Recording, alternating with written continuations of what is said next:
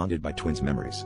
I always envied my twin brother's life, but when he died, I began to experience his memories and his lingering fears. It started with a flash, a momentary glimpse of his face, twisted in terror, each time I looked into the mirror. At first, I chalked it up to grief, a cruel trick of the mind. But the visions became more frequent, more visceral, as if his life was replaying within my own. I could feel the cold metal of the car door handle he last touched, hear the distant echoes of his laughter, and smell the faint scent of the cologne he wore. Yet, beneath these memories lay an undercurrent of unease, a shadow that stretched across my thoughts like a dark, creeping fog. The more I tried to push these intrusions aside, the more insistent they became. I found myself wandering to places he used to frequent, my feet moving of their own accord. One evening, my steps led me to a secluded park where we used to play as kids. It was there, in the dim glow of the flickering street lamp, that I felt his fear most acutely. My heart pounded in my chest as I realized I wasn't alone. A presence lingered just beyond my sight, watching, waiting.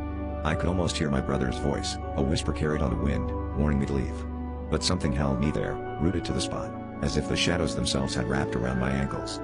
As days turned into nights, my life began to unravel.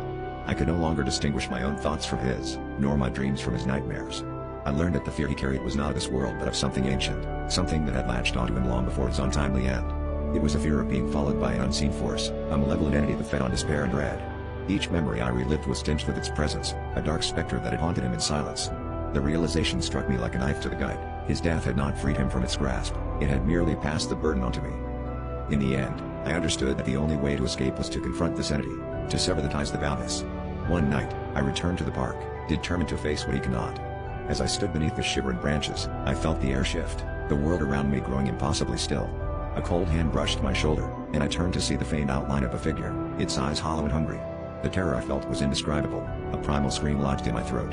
But as I met its gaze, I realized the truth. My brother's life had not been enviable, it had been a prison. And now, I was the one trapped within its cold, unyielding walls.